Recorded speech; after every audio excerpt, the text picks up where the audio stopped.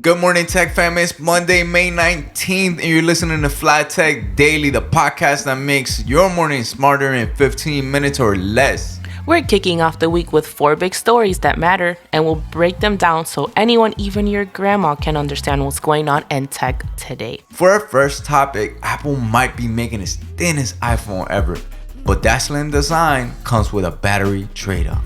For our second topic, Siri might finally act like an actual assistant because Apple's giving it an AI-powered brain makeover. For our third topic, NVIDIA CEO took over Computex with a bunch of big announcements, including a new tech stack, which basically is all the tools and hardware that make AI work.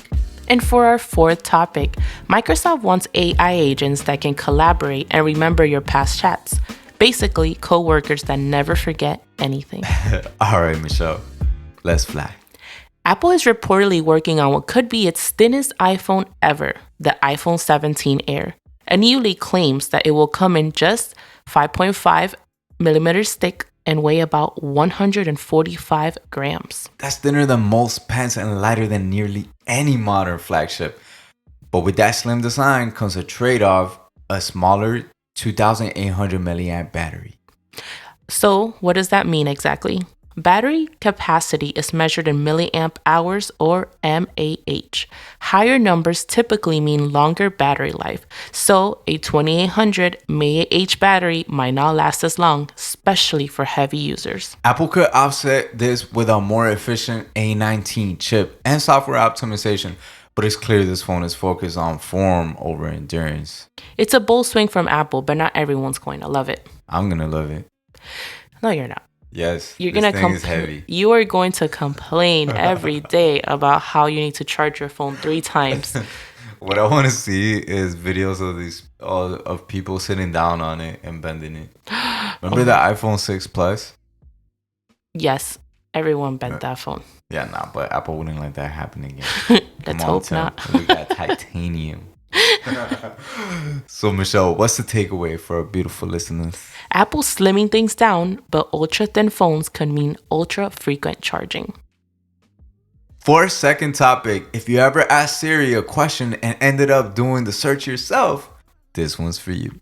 All right, this one's for you, Nick. Apple is rebuilding Siri using large language models, the same type of AI that powers ChatGPT and Google Gemini. Internally, it's called LLM Siri. Large language models help AI understand and respond in a more human, helpful way. This could mean a more natural conversations, better results, and fewer "I found this on the web" replies. Apple plans to run most of the processing on your device, not on the cloud, making Siri faster and more private. Expected to debut at WWDC 2025, this could finally make Siri a worthy assistant again.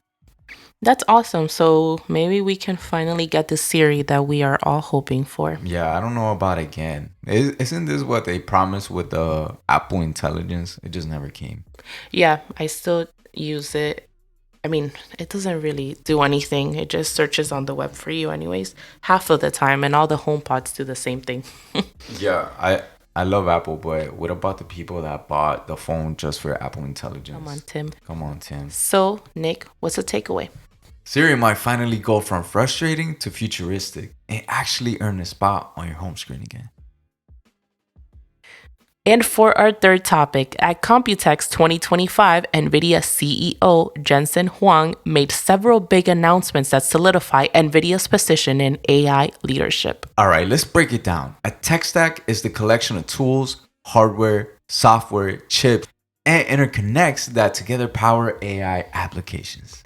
Huang introduced NVLink Fusion, which lets GPUs work together faster. Think of it like building a faster brain by linking smaller ones. Then he showed off DGX Spark, a desk-sized AI supercomputer for training models.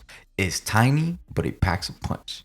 NVIDIA is also partnering with Taiwan to build a massive AI supercomputer using 10,000 Blackwell chips and setting up HQ in Taipei. Man, I just hope it's by the beach. All this AI stress, you need to relax. Well, my question is, does it play GTA 6? You have to ask Huang that. Oh, I will. So what's the takeaway, Michelle? Jensen just didn't bring updates. He brought the future of AI in his leather jacket.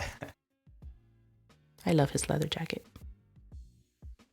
For our fourth and final topic, Microsoft wants to go beyond chatbots and building AI agents that act like helpful coworkers. They introduced the Model Context Protocol, which lets different AI systems talk to each other and collaborate across tasks. They're also giving these agents structured memories so they can retain helpful information from previous conversations and actually remember what you need.